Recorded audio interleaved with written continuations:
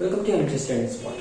അപ്പോൾ ഇനി നമ്മൾ പ്ലസ് ടുവിലെ ഫസ്റ്റ് ചാപ്റ്ററിന്റെ ഏറ്റവും ഫൈനൽ ടോപ്പിക്കാണ് ഗോസ്സ് ലോ. അപ്പോൾ നിങ്ങൾ ഈ ഒരു ചാപ്റ്റർ വെച്ച് നോക്കുകയാണെങ്കിൽ ഇതിനകത്ത് ഏറ്റവും ഇമ്പോർട്ടൻ്റ് ആയിട്ടുള്ള രണ്ട് പോർഷൻസ് ആണുള്ളത്. അതിൽ ഒന്ന് ഇലക്ട്രിക് ഡൈപോളും സെക്കൻഡ് വൺ എന്ന് പറഞ്ഞാൽ ഗോസ്സ് ലോയുമാണ്. അതിനകത്ത് ഈ ഗോസ്സ് ലോ ആണ് ഏറ്റവും ഇമ്പോർട്ടൻറ്റ്. കാരണം ഇതുവരെ നോക്കുന്ന സമയത്ത് നിങ്ങളുടെ ഫൈനൽ എക്സാം ഇല്ലാത്ത എല്ലാ വർഷവും മിനിമം ഒരു ക്വസ്റ്റ്യൻ എങ്കിലും ഈ ഒരു ഏരിയയിൽ നിന്ന് ഉണ്ടാവാറുണ്ട്. അപ്പം നല്ല ഇമ്പോർട്ടൻസ് കൊടുത്തിട്ട് തന്നെ നിങ്ങൾ പഠിക്കേണ്ട ഒരു പോർഷനാണ്. പക്ഷെ അധികം ബുദ്ധിമുട്ടില്ലാത്തൊരു പോർഷനാണ്. കാരണം നിങ്ങൾക്ക് ടെക്സ്റ്റിലെ ചില ഫിഗേഴ്സ് ഒക്കെ കാണുമ്പോൾ ഭയങ്കര എന്തോ വലിയ സംഭവം പോലെയൊക്കെ തോന്നും. പക്ഷെ അത്രയൊന്നും ഇല്ല, ഭയങ്കര സിമ്പിൾ ആയിട്ടുള്ള ഒരു ടോപ്പിക്കാണിത്. അപ്പൊ ശരി, നമുക്ക് ഗോസ്സ് ലോ എന്താണെന്നുള്ളത് നോക്കാം.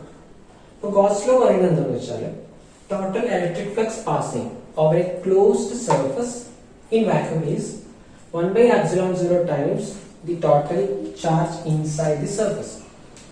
അതായത് നമുക്കിപ്പം ഒരു ക്ലോസ്ഡ് ആയിട്ടുള്ള ഒരു സർഫസ് കാണും, അതിനുള്ളിൽ കുറച്ച് ചാർജസ് ഉണ്ട്. അങ്ങനെയാണെങ്കിൽ ഈ ഒരു സർഫസിലൂടെ പാസ് ചെയ്യുന്ന ടോട്ടൽ ഇലക്ട്രിക് ഫ്ലക്സ് നമ്മളോട് കണ്ടുപിടിക്കാൻ പറഞ്ഞാൽ അത് കണ്ടുപിടിക്കാനുള്ള ഏറ്റവും സിമ്പിൾ ആയിട്ടുള്ള ഒരു മെത്തേഡാണ് ഗോസ്സ് ലോ പറയുന്നത്. അതായത് ഇങ്ങനൊരു കണ്ടീഷൻ ആണെങ്കിൽ ഒരു സർഫസ് ക്ലോസ്ഡ് സർഫസിനകത്ത് ഇത്രയും ചാർജസ് ഉണ്ട്. അപ്പൊ ഇതിലൂടെ പാസ് ചെയ്യുന്ന ടോട്ടൽ ഇലക്ട്രിക് ഫ്ലക്സ് എന്ന് പറഞ്ഞാൽ എപ്പോഴും 1 by epsilon 0 times the total charge inside the surface. അപ്പൊ ഇതിനകത്ത് ഇപ്പം ഇത്രയും ക്യൂ എന്നുള്ള ചാർജസ് ഉണ്ട്. അങ്ങനെയാണെങ്കിൽ ഇതിനകത്തുള്ള ടോട്ടൽ ഇലക്ട്രിക് ഫ്ലക്സ് എന്ന് പറഞ്ഞാൽ 1 by epsilon 0 times total charge. അപ്പോൾ Q1 plus Q2 plus Q3 plus Q4 plus Q5 plus Q6. അത്രയും charges into 1 by epsilon 0 time ചെയ്ത് കഴിഞ്ഞാൽ നമുക്ക് അവിടുത്തെ ടോട്ടൽ ഇലക്ട്രിക് ഫ്ലക്സ് കിട്ടും. ഇലക്ട്രിക് ഫ്ലക്സ് എന്ന് പറഞ്ഞാൽ നമ്മൾ നോർമലി പഠിച്ചൊരു ഇക്വേഷൻ ഉണ്ട്, ഇ ഡോട്ട് ഡി എസ് എന്നുള്ളത്. അതിന് ആ ഒരു സർഫസ് എന്ന് പറഞ്ഞാൽ ഒരു ക്ലോസ്ഡ് സർഫസ് ആണെങ്കിൽ ആ ക്ലോസ്ഡ് സർഫസിലുള്ള ടോട്ടൽ ചാർജസ് എപ്പോഴും 1 by epsilon 0 times the total charge inside that closed surface എന്നാണ് ഗോസ്സ് ലോ പറയുന്നത്.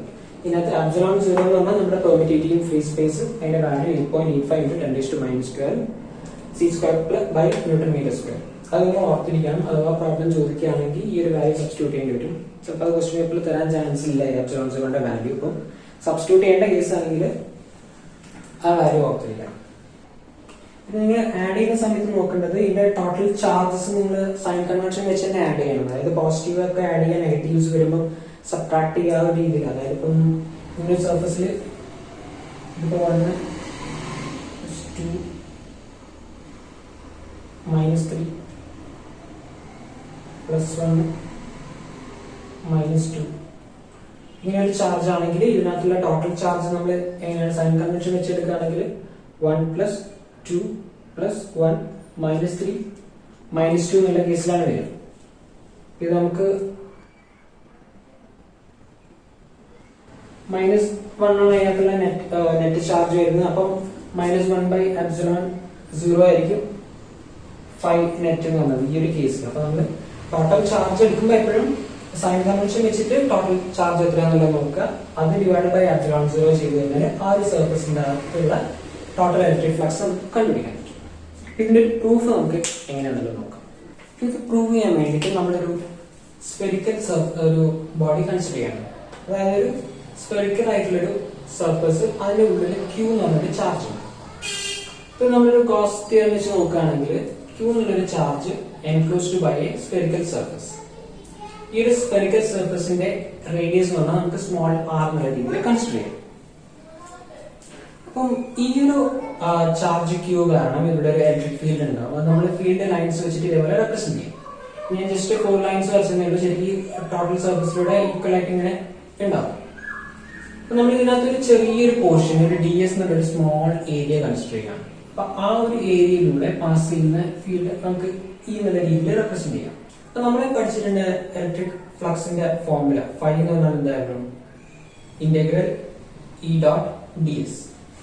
ഇന്റെ equation 1 by 4 epsilon 0 q by r². q എന്ന് പറഞ്ഞാൽ ഏത് ചാർജ് ആണ്, r എന്ന് പറഞ്ഞാൽ ആ ഒരു ഡിസ്റ്റൻസ്. നമ്മൾ ഈ ഒരു ഭാഗം കൺസിഡർ ചെയ്യുന്നുണ്ട്, r എന്നുള്ള റേഡിയസ് r² ആയിട്ട്. അപ്പം 5 എന്ന് പറഞ്ഞാൽ integral E dot D S. ഇതിനകത്ത് ഇ നമുക്ക് കോൺസ്റ്റന്റ് ആണ്, ക്യൂ ആണ്. അപ്പം നമുക്ക് ഈ ഏരിയ ആണ് നമുക്ക് ഇന്റഗ്രൽ എടുക്കേണ്ടത്. അപ്പം integral of E into integral of D S. ഇപ്പൊ ഡി എസ് എന്ന് പറഞ്ഞാൽ നമ്മളൊക്കെ ഒരു സ്മോൾ ഏരിയ നമ്മൾ കൺസിഡർ ചെയ്തത് സ്ഫെറിക്കൽ സർഫസിന്റെ. അത് ടോട്ടൽ ഇന്റഗ്രൽ എന്ന് പറഞ്ഞാൽ ഈ സ്ഫെറിക്കൽ സർഫസിന്റെ ടോട്ടൽ സർഫസ് ഏരിയ ആണ്. അപ്പൊ ഒരു സ്ഫിയറിന്റെ സർഫസ് ഏരിയന്റെ ഇക്വേഷൻ എന്താ? 4πr² അല്ലേ. അപ്പൊ ഇത് നമുക്ക് ഡി എസിന് പകരം സബ്സ്റ്റിറ്റ്യൂട്ട് ചെയ്യാം. നമുക്ക് plus E dot D S എന്നുള്ളത്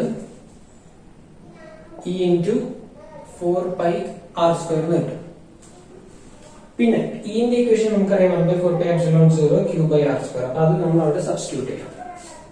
അപ്പൊ 1/4πε0 q/r² ഇൻറ്റു 4πr², 5 എന്നുള്ളത്. പിന്നെ നമ്മൾ കോമൺ ടേംസ് 4π കട്ടായി, r² കട്ടായി. അപ്പൊ ബാക്കി നമുക്ക് വന്നത് 5 എന്ന് പറഞ്ഞാൽ q/ε0. ഇതെല്ലാം നമ്മൾ ആദ്യം ഗോസ് തിയറത്തിനകത്ത് പറഞ്ഞത്. അതായത് total flux over a close surface is 1/ε0 times the total charge inside that surface. അപ്പൊ ഈ ഒരു രീതിയിലാണ് നമ്മൾ ഗോസ് ലോ പ്രൂവ് ചെയ്യുന്നത്. അപ്പം ഇത് നിങ്ങൾ ഈ ഒരു ഡെറിവേഷൻ നോക്കി വെക്കുക. കാരണം ചിലപ്പോൾ എക്സാമിന് ചോദിക്കാൻ സാധ്യതയുണ്ട്. അതായത് ഒരു ഗോസ് ലോ എന്താണെന്ന് ഡിഫൈൻ ചെയ്യാൻ പറയും, എന്നിട്ട് അത് പ്രൂവ് ചെയ്യാൻ പറയാം. അങ്ങനെ ഒരു ക്വസ്റ്റ്യൻ ചോദിക്കാം. അങ്ങനെയാണെങ്കിൽ നിങ്ങളൊരു സ്ഫെറിക്കൽ സർഫസ് എടുക്കുക, അതിനകത്ത് സെൻട്രൽ ഒരു ക്യൂ എന്നുള്ള ചാർജ്, പിന്നെ ഇന്റെ ഇക്വേഷൻ ഫൈന്റെ equation E dot D S, E 1/4πε0 q/r² വരിക. അതിനുശേഷം ഡി എസ് എന്നുള്ളത് സ്ഫെറിക്കൽ സർഫസിന്റെ ടോട്ടൽ ഏരിയ എടുക്കുക. അത് രണ്ടും കൂടി ഇക്വേറ്റ് ചെയ്യുന്ന സമയത്ത് ബാക്കിയെല്ലാം കട്ടായി പോയിട്ട് ലാസ്റ്റ് നമുക്ക് q/ε0 എന്നുള്ളത് കിട്ടും. ഇതാണ് ഗോസ് ലോന്റെ പ്രൂഫ്. ഇനി നമുക്ക് ഇതിന്റെ കുറച്ച് പ്രോപ്പർട്ടീസ് നോക്കാം. ഇപ്പൊ ഗോസ് ലോയുടെ ഒരു ഫസ്റ്റ് പ്രോപ്പർട്ടി എന്ന് പറഞ്ഞാൽ Gauss law is true for any closed surface no matter what its shape is. അതായത് എങ്ങനത്തെ ക്ലോസ് സർഫസ് ആണെങ്കിലും അതിനകത്ത് നമുക്ക് ഗോസ് ലോ അപ്ലൈ ചെയ്യാം. അതിന്റെ ഷേപ്പ് ഡിപ്പെൻഡ് ചെയ്യുന്നില്ല.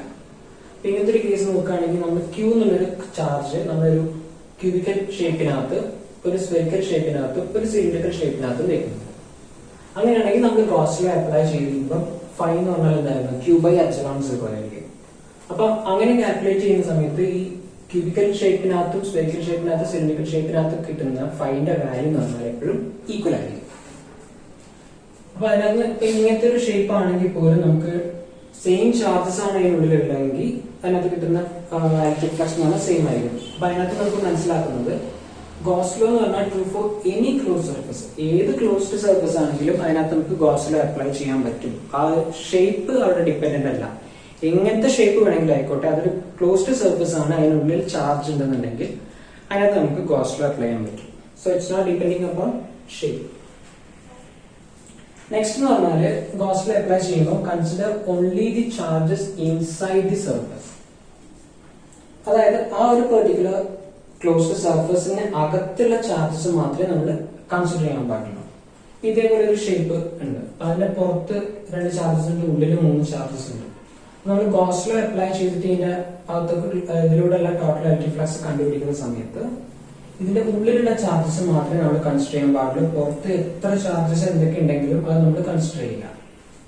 അപ്പൊ ഇങ്ങനത്തെ ഒരു കേസിനകത്താണെങ്കിൽ നമ്മുടെ ഫൈ എന്ന് പറഞ്ഞാൽ എന്തായിരിക്കും? Total charge inside the surface. അപ്പൊ q1 + q2 - q3 divided by ε0 ചെയ്ത് കഴിഞ്ഞാൽ നമുക്ക് total electric flux over this closed surface കിട്ടും. അതിനകത്ത് നമ്മൾ മനസ്സിലാക്കേണ്ടത് എന്താ വെച്ചാൽ ഇതിന്റെ പുറമെ എത്ര ചാർജസ് ഉണ്ടെങ്കിലും നമ്മൾ ഒന്നും കൺസിഡർ ചെയ്യണ്ട.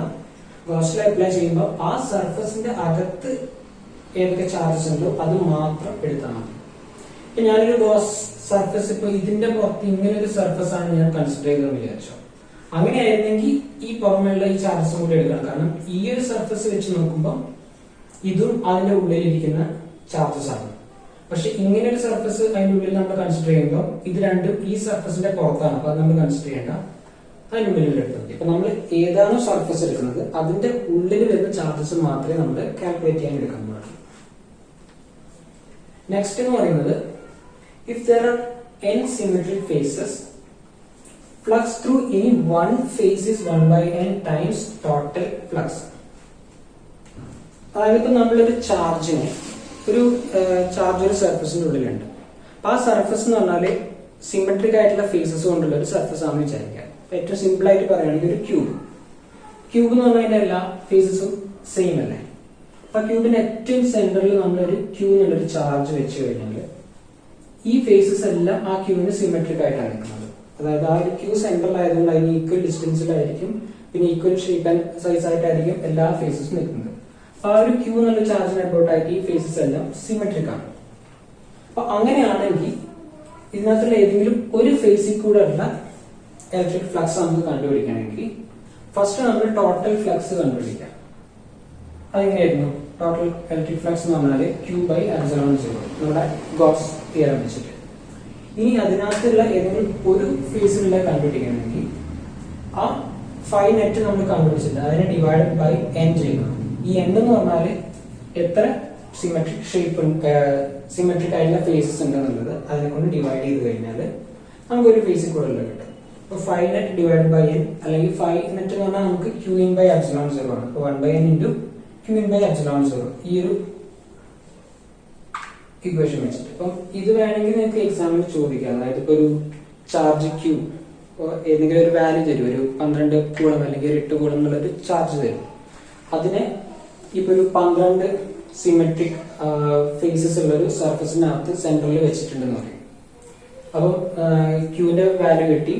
അതേപോലെ 12 സിമെട്രിക് ഫേസ് ഉള്ള ഒരു സ്ഫെരിക്കൽ സർഫസ് എന്ന് പറഞ്ഞു. അപ്പൊ നമുക്ക് n എന്ന് പറഞ്ഞാൽ 12 ആയി. അങ്ങനെയാണെങ്കിൽ ഒരു ഫേസിൽ കൂടെ ഉള്ള ഇലക്ട്രിക് ഫ്ലക്സിന്റെ വാല്യൂ കണ്ടുപിടിക്കാൻ പറയുകയാണെങ്കിൽ ഫസ്റ്റ് നമ്മൾ ഫൈ നെറ്റ് എന്ന് പറയണം. അപ്പൊ ക്യൂ ഒരു 8 ആണ് തന്നെങ്കിൽ 8/ε0 ചെയ്ത് കഴിയുമ്പോൾ നമുക്ക് ഫൈ നെറ്റിന്റെ വാല്യൂ കിട്ടും. അത് ഡിവൈഡഡ് ബൈ 12 സിമെട്രിക് ഫേസ് ഉള്ള സർഫസ് ആണെങ്കിൽ ഫൈ നെറ്റ് ഡിവൈഡഡ് ബൈ 12 ചെയ്ത് കഴിയുമ്പോൾ നമുക്ക് ഒരു ഫേസിൽ കൂടെ ഉള്ള നെറ്റ് ഇലക്ട്രിക് ഫ്ലക്സിന്റെ വാല്യൂ കിട്ടും. അപ്പം അങ്ങനത്തെ രീതിയിൽ വേണമെങ്കിൽ ഇവിടുന്ന് ഒരു ചോദ്യം വരാൻ സാധ്യതയുണ്ട്. അപ്പൊ അങ്ങനത്തെ ഒന്ന് നോക്കി വെക്കുക. ഈ ഒരു സംഭവം മറക്കാതിരിക്കുക. അതായത് എത്ര സിമെട്രിക് ഫേസ് ആണോ ഉള്ളത് ആ നമ്പർ എന്നെ കൊണ്ട് എന്നെ വെച്ചിട്ട് നമ്മുടെ നെറ്റ് ഇലക്ട്രിക് ഫ്ലക്സ് കിട്ടുന്നതിനെ ഡിവൈഡ് ചെയ്യാം. അപ്പൊ ഇതാണ് ഇതിന്റെ മെയിൻ പ്രോപ്പർട്ടീസ്. ഇതിന്റെ കുറച്ച് ആപ്ലിക്കേഷൻസ് നമുക്ക് നോക്കാനുണ്ട്. അതായത് ഒരു സ്ട്രെയിറ്റ് വയർ, പിന്നെ ഒരു പ്ലെയിൻ സർഫസ്, പിന്നെ ഒരു സ്പെരിക്കൽ ഷെല്ല്. അപ്പൊ അതിനകത്ത് എങ്ങനെ ഒരു ഗോസ് തിയറം വെച്ചിട്ട് നമ്മൾ ഇലക്ട്രിക് ഫീൽഡ് കണ്ടുപിടിക്കണം എന്നുള്ളതാണ്. അത് നമുക്ക് നെക്സ്റ്റ് ക്ലാസ്സിൽ കാണാം.